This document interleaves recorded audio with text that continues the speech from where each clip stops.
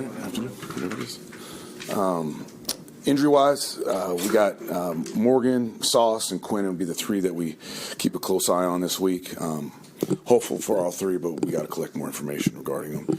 And as you guys already know, Chuck and Zerline both to IR. What happened, Chuck? He tore his pec.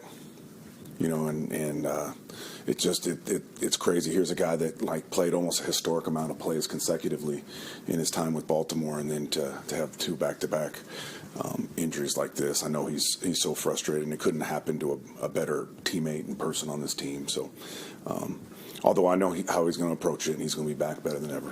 What happened with Zerline? I don't think he kicked the other day. Obviously. Yeah, so the last couple weeks prior to opening up his window, he started to feel healthy again. He was kicking and he was kicking well. So we opened up the window. We kicked him last week. He looked fantastic. He was, in my opinion, by far the best of the three. So we thought that was the best option to go with on game day. Unfortunately, right before the game, his back tightened up a little bit in warm-ups. So that was it. Fortunately, he didn't have to kick. But fortunate that Morstead can do the kickoffs for us. So it was, unfortunate for Greg. So that was a new injury for him, right? I don't know if it's new or new. They're still collecting information regarding what exactly happened, but it was a little worse than they thought, initially. Would he have kicked, Jeff, did it influence your decisions, field goals, and things? I don't think Maybe a little bit at the end of the game when it was, when the game was out of hand, when we went for two, maybe we would have just kicked and got our points right there, but, made that decision easy. 5 kickers is pretty insane. It is. It is. Does it kind of sum up the insanity of the season? Yeah, it's definitely not something we anticipated. When you think about how this roster was built to start the season, you would have definitely said that Greg would have been one of the strengths, and he'd been a guy that we leaned on in a lot of ways and won us a lot of games here. And unfortunately, his health just didn't cooperate. Aaron's talking about how he's going to take some time this offseason to figure out his future and stuff. Have you considered that you could be coaching him in his last game on Sunday? Actually, now that you bring it up, it's a great point. To even be a small part of his story is it's an honor, and if it happens to be his last game, and let's take him out on the right note. I know things hadn't gone the way that anybody anticipated, but just how has it been just coaching Aaron Rodgers this year? It's been great. I've learned a lot about football, about life, about him, about myself. So he challenges you in the best of ways. And at the same time, he's got tons of knowledge on and off the field regarding, as we all know, a lot of things. So I'm a better human being for being around him this amount of time. I know this a while ago now, but I just wondered if you could go back. Week 3, you guys beat the Patriots on that Thursday. Right.